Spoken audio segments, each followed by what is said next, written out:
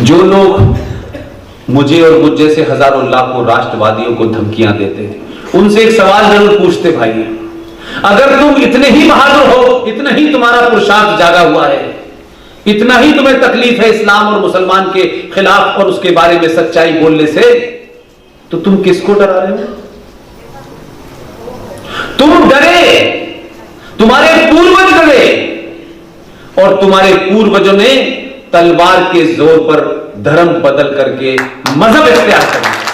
तुम उन डरे हुए पूर्वजों की संतान हमें डरा रहे हो, जब नहीं डरे तो अब क्या डरेंगे? ये सवाल पूछिए उस मुसलमान से, तुम किसे डरा रहे हो भाई? तुम गुरु गोविंद सिंह के पुत्रों को नहीं डरा पाए, तुमने गुरुद्वारा शीशगंज नहीं देखा, तुमने कश्मीर में उन लोगों का वो दिन नहीं देखा जब उन्होंने कहा कि बलिदान देना पड़ेगा। तो छोटे से बच्चे ने अपने बाप से कहा कि आपका बलिदान जो है सबसे ज्यादा महत्वपूर्ण है, आपसे ज्यादा अच्छा काम कौन कर सकता है? उन गुरु गोविंद की औलादों से पूछ रहे हो कि देश छोड़ दो, तुम्हें मार देंगे, कोई पाकिस्तान से, कोई सऊदी अरब से, जब दिल चाहता तब धमकियां देते हैं। मैंने कहा कम से कम कुरान शरीफ ठीक से पढ़ लो।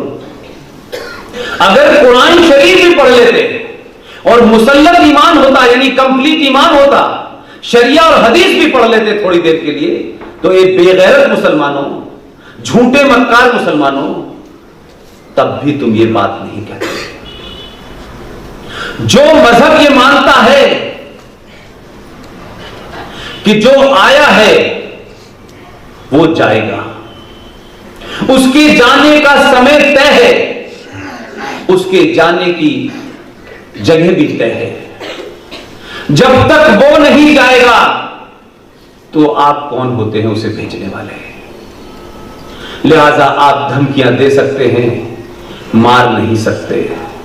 और इस खुशफहमी में मत रहिएगा कि ये देश 1947 में है, ये 2020 का भारत है, इसे अनजाने की गलती मत करें। हमारे पूर्वजों ने गलतियां की, कंप्रोमाइज किए, इतिहास गलत पढ़ाया, लेकिन अब इस देश को इतिहास भी ठीक ठीक समझ में आ रहा है, भूगोल भी ठीक ठीक समझ में आ रहा है। और जिनको इतिहास और भूगोल की जानकारी होती है, वो इस इतिहास और भूगोल को बिगड़ने वालों का भूगोल बिगाड़ देते हैं, ध्यान रखिए। इसलिए आप बहुत सारे नारे जो आप पिछले 70 सालों से लगा रहे थे, अपने पूर्वजों से, अपने बड़ों से, अपने बुजुर्गों से, टीचर से, उस्तादों से पूछिएगा जाकर के कि ये नारा हम लगा रहे थे, इस नारे का मतलब क्या है? सारे धर्म बराबर हैं। आप भी यही कहते हैं? ये जो भी कहता है सबसे बड़ा मक्कार है, सबसे बड़ा झूठा है। लेकिन इस कहने के सिलसिले में मैं एक वर्ग को दूर कर देता हूं। जो लोग राजनीति में हैं, ये मेरा मानना है, आप उससे एग्री कर सकते हैं, डिसएग्री कर सकते हैं। जो लोग राजनीति में हैं, उन्हें अधिकार आपको देना चाहिए कि वो झूठ बोल सकते हैं। ये दुनिया की बात बता रहा हूं, आप क्या नहीं।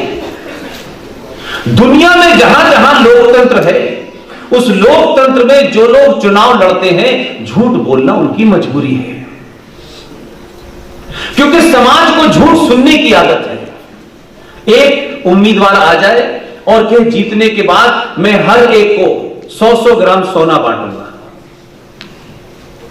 वो बांटेगा या नहीं बांटेगा, लेकिन आप वोट दे देंगे उसे, क्योंकि आपको लगता है ये चमत्कार कर सकता है, क्योंकि आप चमत्कारी दुनिया में रहते हैं।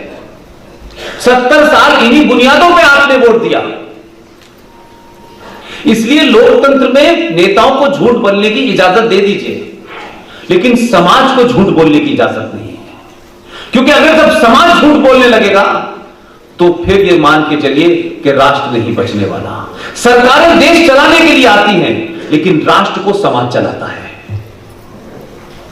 ये राष्ट्र क्या है, हम कौन हैं, हमारा इतिहास क्या है, क्या हम हिंदू हैं? हिंदू शब्द कहां से आया, कब आया, कितना पुराना है, किन कारणों से आया, हमें कुछ पता नहीं है। बस सब हिंदू हिंदू हम बके जा रहे हैं। जो लोग भी सिंधु घाटी के इस तरफ रहते थे, उस दौर में जो लोग प्रोनाउंस करते थे, उनके काखा गा के अंदर सा नहीं था, इसलिए सा को हा कहा गया और हिंदू घाटी हो गई। और हिंदू घाटी में जो इधर रहते हैं वो हिंदू हो गए। और इस हिंदू शब्द को आप हिंदू नहीं हैं, किसी भूभाग पर रहने वाले लोग थे, उस सिंधु को आपने हिंदू कहा, इसलिए आप हिंदू हो गए। लेकिन असल में आप क्या हैं? असल में आप लिखित में 5000 साल, जो आज की कार्बन डेटिंग है, वैसे लोग हजारों से हजारों साल की बात करते हैं। आप हजारों साल पहले, जब से यह ब्रह्मांड बना और जब तक यह ब्रह्मांड रहेगा, जब तक रहेगा, मैं नहीं जानता, आप नहीं जानते। अगर दुनिया के किसी भी भूभाग पर कोई धर्म नाम की चीज थी, वो सिर्फ एक ही धर्म था। हजारों करोड़ों साल पहले भी था, हजारों करोड़ों साल जब तक ये षष्ठी लगी हुई रहेगा, उस धर्म का नाम था सनातन।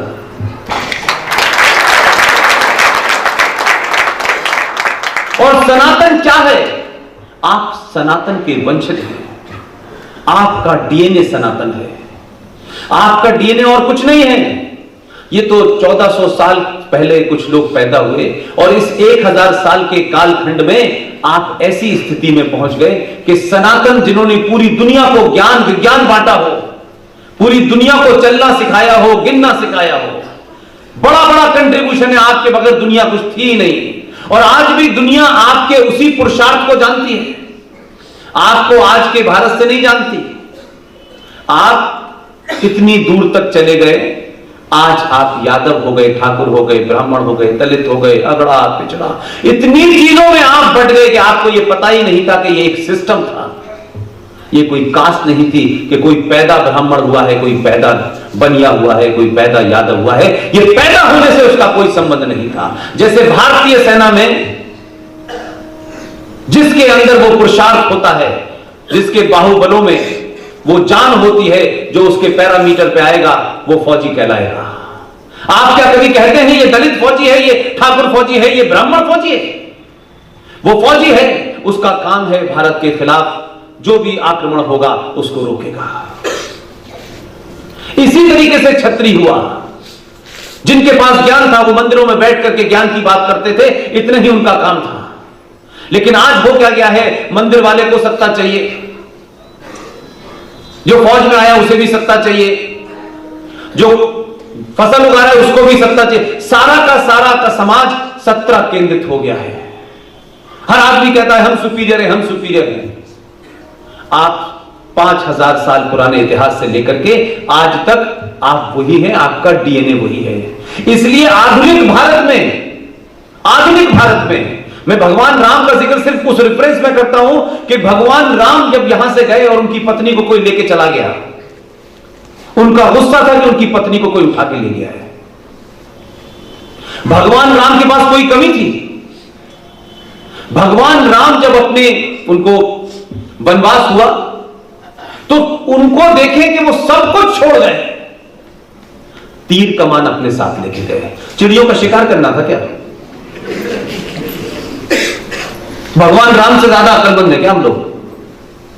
भगवान राम गए, जब उनकी पत्नी को कोई उठा के ले गया पूरी ताकत के साथ।